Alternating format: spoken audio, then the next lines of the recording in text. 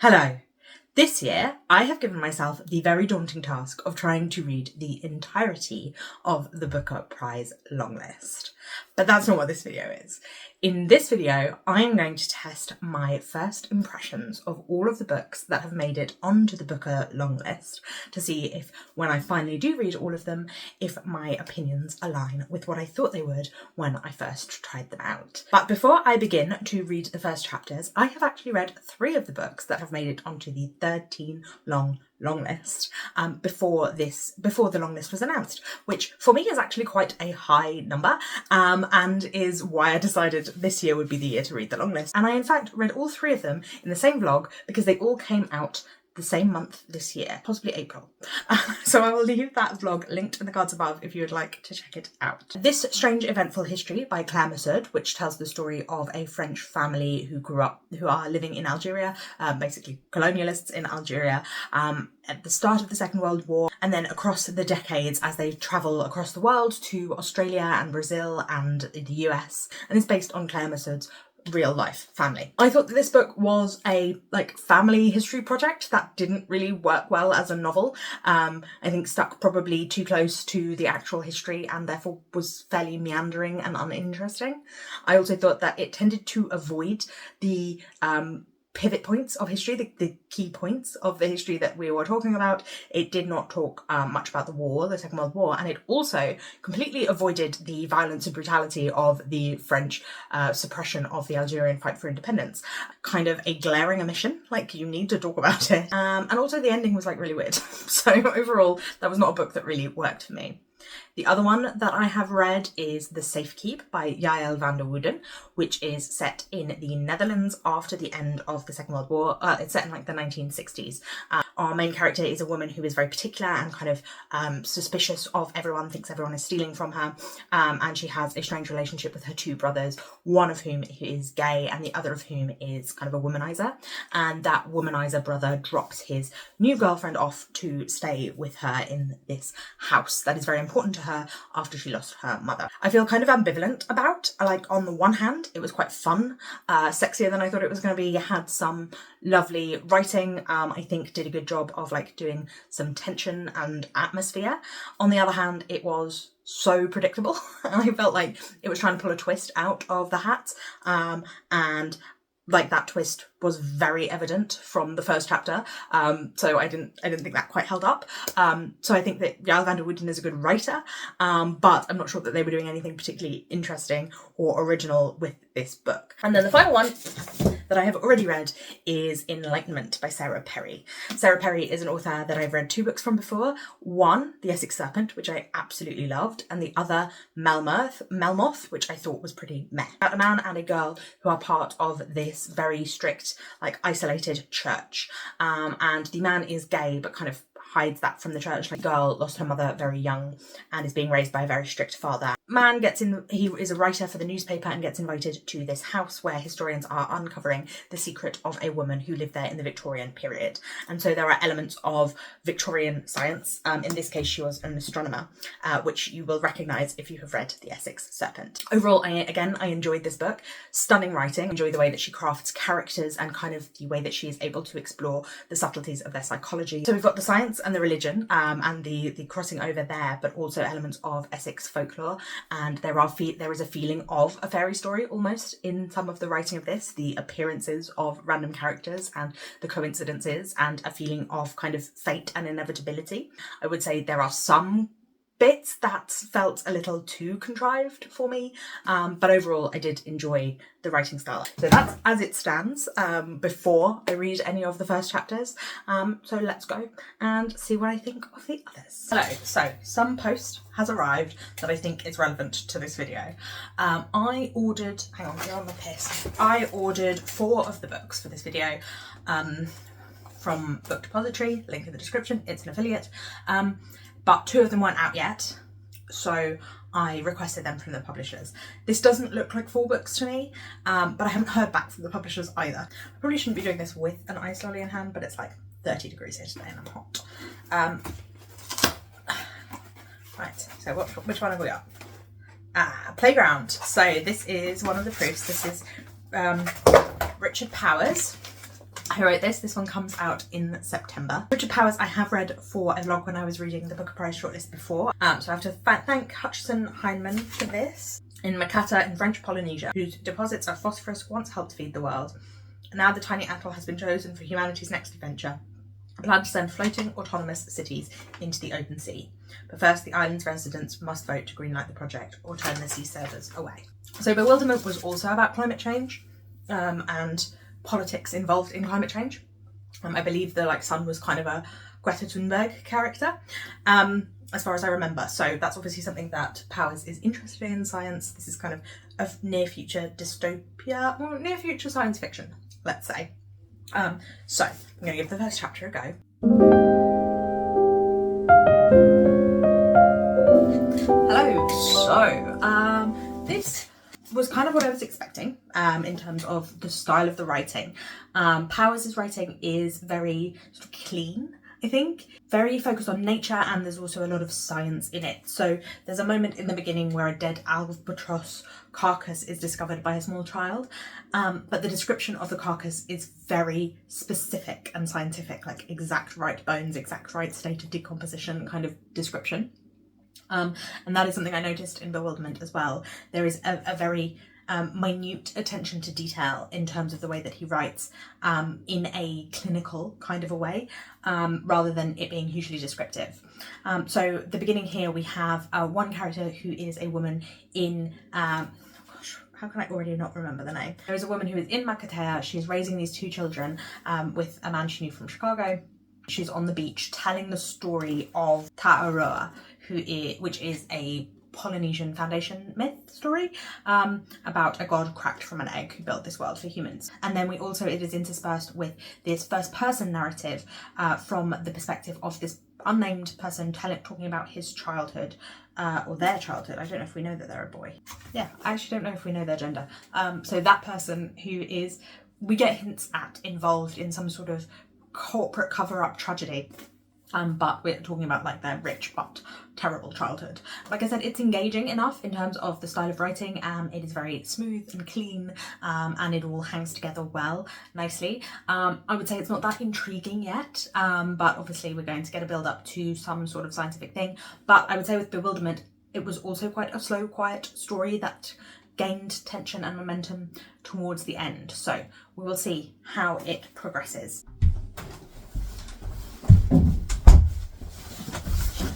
Hello, more post has arrived. This is definitely the ones I ordered. It's interesting to see the size of the book. I don't think I really comprehend that until I have them in my hands. We have Held by Anne Michaels. This one looks like a very short book, which is nice.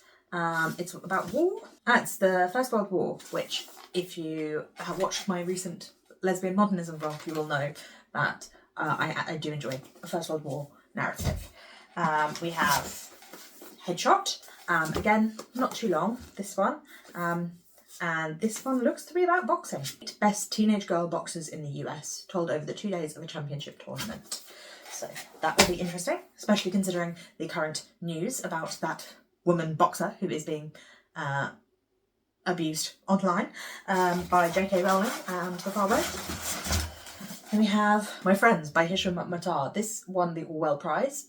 George Orwell looks like my dad. And I have seen someone I follow online on Instagram really love this book. I can't remember who though. Two Libyan 18-year-olds meeting in university in Edinburgh travel to London to join a demonstration in front of the Libyan embassy. When government officials open fire on protesters in broad daylight, both friends are wounded and their lives forever changed. Very interesting and highly praised. We've got Colin, Massud, Elif Shafak, Claire Massud. Those are the only ones I've read. And then this one, Wandering Stars by Tommy Orange, which I know is a prequel to that one that everybody loved. The debut. I haven't actually read that, but I think that it will be it's alright to read without having read the others, because it is a prequel. Almost 2 centuries from the Sand Creek Massacre of 1864 and the Carlisle Indian Industrial School, an institution dedicated to the eradication of native history and culture, to the aftermath of a powwow in Oakland, California, which is at the heart of the debut. So the powwow is the debut. novel, and then this is before and a little bit after. And this one has been praised by Tess Gunty and Louise Erdrich, both of whom I've read. I really liked Louise Erdrich's book, The Sentence, which I read for the Women's Prize last year, I believe. So really like this cover as well. It's really nice feeling. It feels really matte. Nice to have some new hardbacks, because I don't often read them. So we've got 4 here to try the first chapter of. I don't know which one I am most excited to try, because what I've told you is all I know about the books. Let's start with My Friends.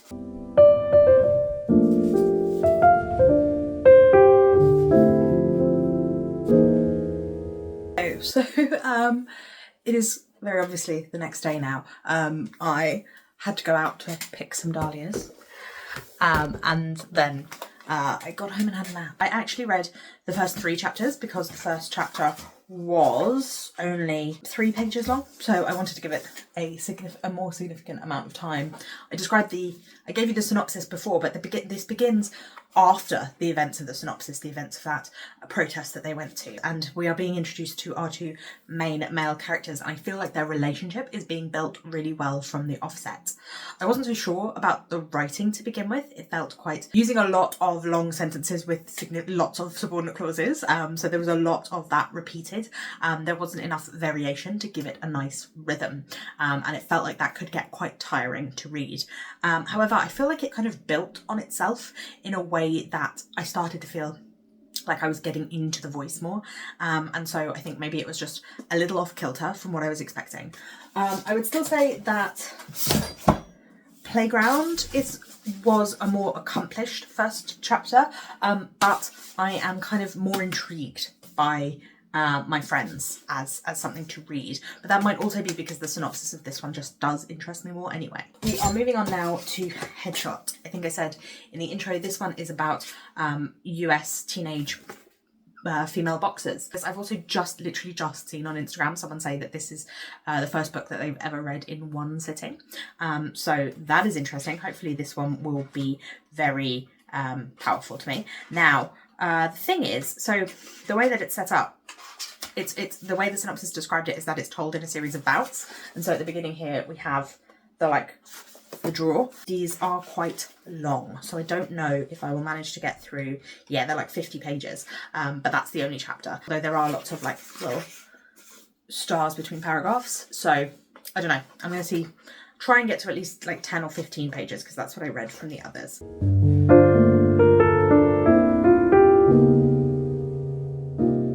Half of the first bout, which was 27 pages, is the description of these 2 girls who are fighting, and the writing is, I think, in present tense, and I think it's supposed to be very tense and very punchy, but I found it a little draining. I don't think I quite got into it in the way that I could have, but there's lots of very, very short sentences, and I think it's supposed to be punchy.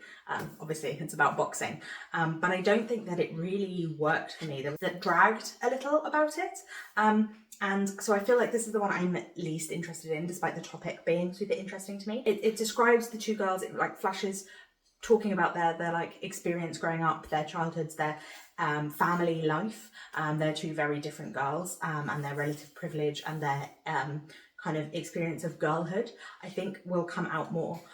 It could still be good. Obviously the first initial pages don't always grab you 100%, and I don't think it was bad or badly written. I just it didn't quite grab me in the way that some of the others have done. But I've been seeing so much praise for it online that perhaps it's just the way it starts, and then I'm going to get more into it. The Held by Anne Michaels. This is the one set in the First World War, which, as I said, is something that I am interested in, about John, who is unable to move or feel his legs in 1920 when he's returned to North Yorkshire alive but not whole. And again, so it's nice to read I don't think I've read a hardback in a while. It's nice to get a handle on this, but again, I don't think there are really chapters here. Oh, there are. Okay, so the first chapter is 27 pages long, so that's quite a long one.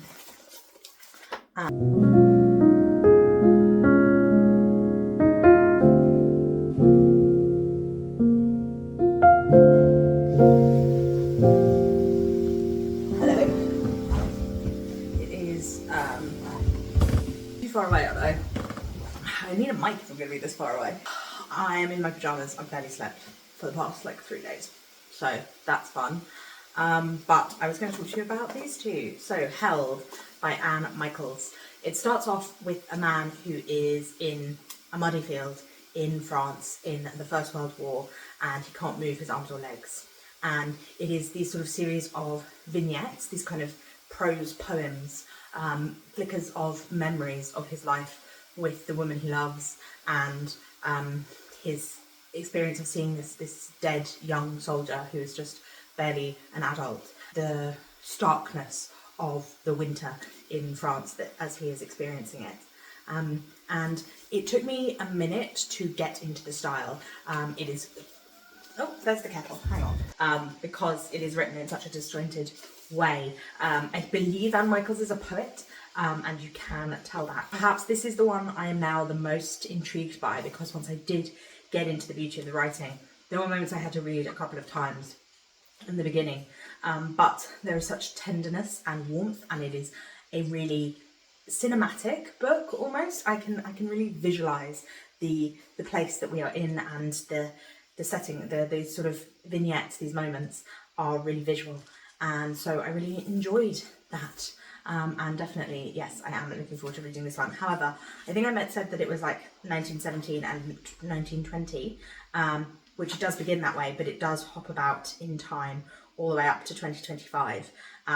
It's not like linear. There's lots from different periods in there. So intrigued to see where that one goes. Hello, so I have 2 more books to read the first chapter of. I have Wandering Stars by Tommy Orange, and I also have Rachel Kushner, which... There's my phone. I keep doing that now that I don't use a camera.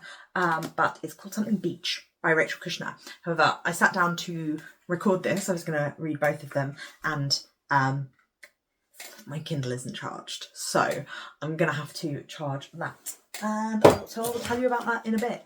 But we have Tommy Orange here, and I think I mentioned at the beginning, this is a prequel of sorts to There, spanning 2 centuries from the horrors of Sand Creek in 1864 up to the powwow that is at the centre of There, and then also the aftermath of that powwow. This is one I'm excited to read. I know lots of people love There. And if I look at the start, we have a prologue, and then we have an explanation of how everyone is related to one another, and then part 1.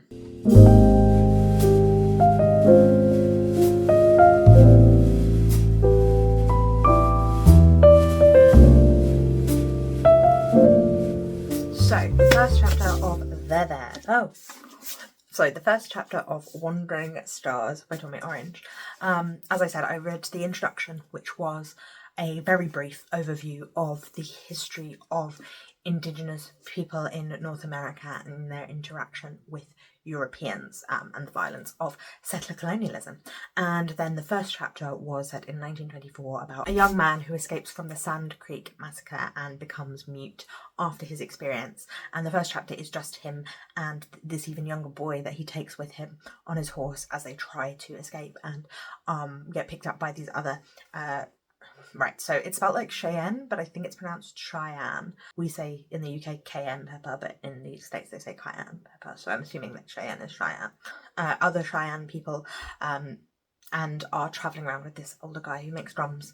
And it is written in this kind of, it's not completely detached, but there's a certain amount of sort of dreamlikeness to it, but not in that way of when you are in a traumatic, like paralyzing situation and you are under that kind of adrenaline and panic, and that continues through. And this young man, he's trying to understand how to continue on after having experienced something so terrible. I definitely think it's probably the most like compelling story-wise out of any of the books that I have read so far. It's the one that I would most like to keep reading at this point. Even if the writing isn't my favourite so far, there have been ones that I think stand out more on a sentence level. This one is definitely the one that I feel like is most powerful. There's this feeling underneath it of this kind of rage. It just feels like that's bubbling under the surface, and it's giving it propulsion to the text. So I was just Oh, I've put this thing on that I didn't know that I've done that. Was just reading the synopsis for Creation Lake, which is the Rachel Kushner, and the cover looks like it would go really nicely with this one. So it's a shame I have only got the ebook of that. So basically what happened is that Playground and Creation Lake have both not come out yet. And so I think that's going to be really annoying that it's bouncing around. Hang on, let me... Okay, there we go. That's better. They haven't come out yet. They both come out at the end of... They both come out in September. And so requested them both on NetGalley, and I also sent an email to the publishers. Creation Lake, I only got the e-arc for. Anyway, so it is about a woman who is an American. She's 34 and she is an undercover agent, and she has been sent by her mysterious employer to France to try and infiltrate a kind of cult situation. And she meets the guy who's the head of it, and she feels like perfectly confident that she can like seduce him and find out what's going on. But is she the seducer or the seducee? It's kind of the vibe. So I think it's going to be a lot of fun. So I will get into that. I've not read The Mars Room or anything by Rachel Kushner before. So I will get into that once that my Kindle is charged enough. Now I don't have the cover, but Creation Lake is the opposite of that in many ways. This woman, our main character, who we know from the synopsis is an undercover agent. She is reading the emails of this guy, Bruno, who is the head of this cult. It seems have been attempting to sabotage. I don't think I quite grasped what it was that he was. Him and his group were sabotaging. And so she's reading his emails, trying to like get evidence for this. But he was just talking about Neanderthals and his theories on Neanderthal and human interactions and what we know about Neanderthals from science. And then at the end of the we go into a bit of her life. There weren't actually chapters in here, so I just read 3%. I don't know if there are actually chapters in the book and they're longer. When you get a digital proof from NetGalley, it's usually just like a big PDF and you can't jump around in chapters. Anyway, I think that the writing, the vibes it was giving me was like Melissa Broder, or like not quite a Tessa Moshfegh, but that kind of, I mean, it's contemporary American. I think she's an American writer. Contemporary American millennial women vibe in terms of the style of writing. There was kind of, she seemed kind of unlikable and kind of brash and upfront in a way that I think a lot of the characters from those sorts of books are. That's why I was getting that tone of it being like, it's funny because she's terrible. I don't always love that. I think it often feels like a little self-indulgent and isn't really doing much in the way of critique. It's just enjoying itself, which is fine, but I don't enjoy it. It's like the TV show Girls in a writing style. I guess that's the one I'm like least interested in so far, but I think it could be a more fun, easy read than some of the others. I don't know. I am waiting for some to get in from the library, so I'll get back to you then. Hello. So I have one book to pick up from the library now, but the library is taking too long to get all of the books in for this video. Hopefully they will all be in for the like vlog where I actually read them all, but for the try chapter, it's taking too long. So I have found the audiobooks for Orbital and Strange Houses. Is that what it's called? And I am going to walk to the library now and listen to the first chapters of those two books. It's called Wild Houses, not Strange Houses. But I'm going to start with Orbital, which is about 6 astronauts at the International Space Station contemplating the world below them.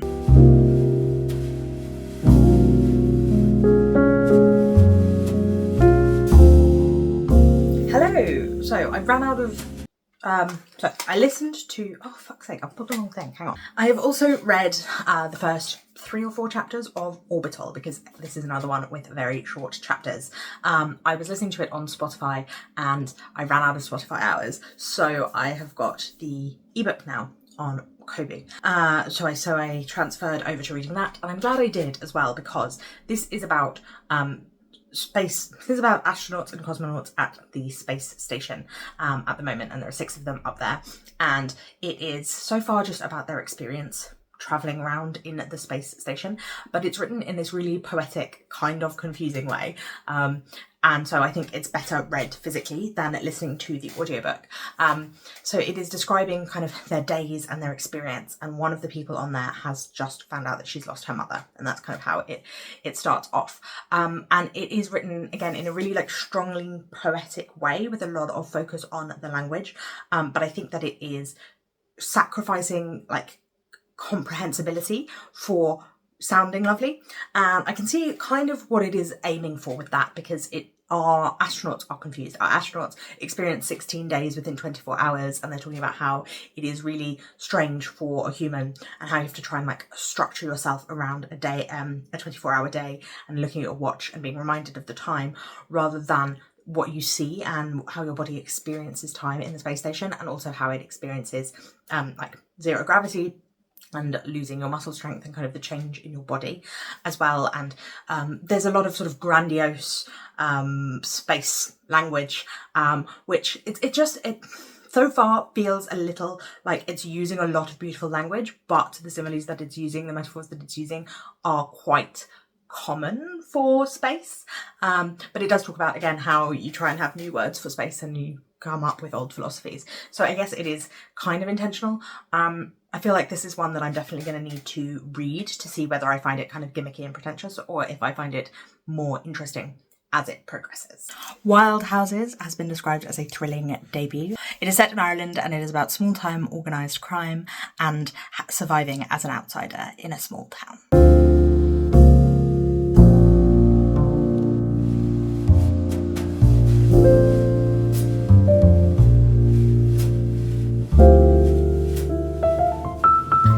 So I have read the first chapter of Wild Houses by Colin Barrett, and the setup is that there's this guy who lost his mum and he's living alone in rural Mayo. He seems to have some sort of issues with socialisation. I'm not sure what those are, whether it is the grief or it is something else that he's experienced. He talks about not being stupid, but often being perceived to be unintelligent. His brother is involved with organised crime. So his brother and two of these other guys who are involved in this drug dealing group have brought a 12-year-old boy who is the younger brother of someone who owes the gang money to this house and have decided to lock him in the basement.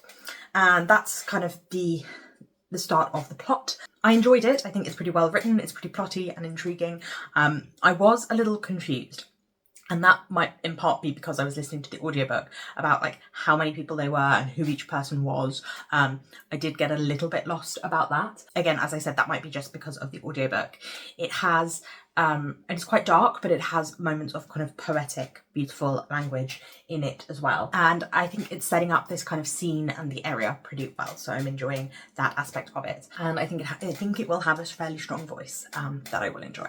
Now, I have picked up the physical copy of James by Percival Everett, which I will read the first chapter of now. Yeah, it looks like there's a little kind of introductory bit and then a first chapter, so I think I will stick to just the first chapter of this one. And then with Orbital, I didn't want to buy the audiobook because it was so short, that's why I went for an ebook instead. But I have used one of my Libra FM credits for Stone Yard Devotional, which I had completely forgotten about. So I'm sorry about that. So I will listen to the audiobook of that one as well. And that will be all of the books. And we will be able to do a final ranking of which one has intrigued me the most.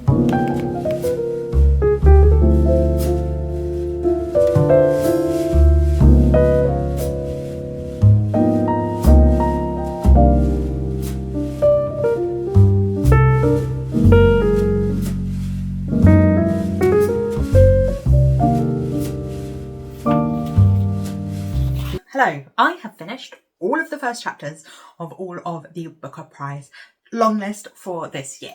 So the last two I have to talk to you about. We have James by Percival Everett. I have read one Percival Everett book before, which is The Trees, which was shortlisted for the Booker last year. Maybe? I like the style and I like the idea, but I wasn't too fond of the execution. And this one similarly is a concept book. This is a retelling of Tom Sawyer and Huckleberry Finn by Mark Twain from the perspective of James, who is the enslaved man that Huckleberry Finn says is his friend. I have never read The Adventures of Tom Sawyer or Huckleberry Finn. I didn't go to school in the States, so it wasn't a set text for me. I was reading Lord of the Flies. But I have a vague knowledge of what goes on in that. And Huck Finn and Tom Sawyer have both turned up at the beginning of these chapters, and there is hints to the darkness that is behind their stories, but mostly we are focused on James, who is an enslaved man, and the kind of code switching that he does, the way that he has to play the white people's idea of what he should be. Like, what use would he have for books? And he can be easily tricked by children and things like that. The kind of pretending to be less intelligent than he is, and using vernacular that they expect him to use rather than speaking the way that he does when he's narrating the book and when he's talking to just black people. Yeah, so far I would say it's probably the most simplistic writing style out of all of them, but it is a retelling of a classic, of a children's classic, so that kind of makes sense. I also have talked before about how I enjoy retellings of literary classics, Demon Copperhead, On Beauty, so I am intrigued to see whether this one will work for me as well. I think that it's the one that feels like the simplest setup, so I would like to see how he changes it and what way this is going. I listened to the first chapter of Stoneyard Devotional, and this is by an Australian writer, and it is about a middle-aged woman who is burnt out and she needs to retreat from Sydney, so she goes to the small religious community where she was raised, and she's kind of staying in what seems to be a nunnery, and kind of retreating, and it begins with like her going back to her parents' grave, so there is this sense of grief and there is definitely a melancholy in the style of the writing.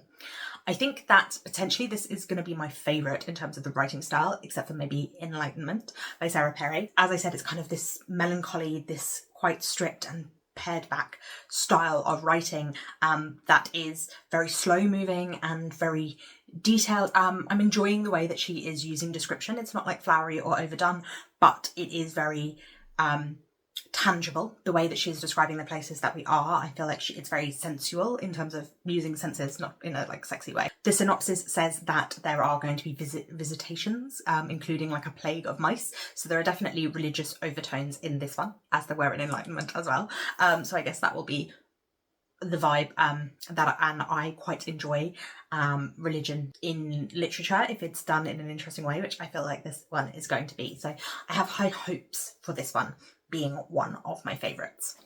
So I have read all first chapters of all of the books, and I have finished 3 of the books. So let's see what order I think they should go in.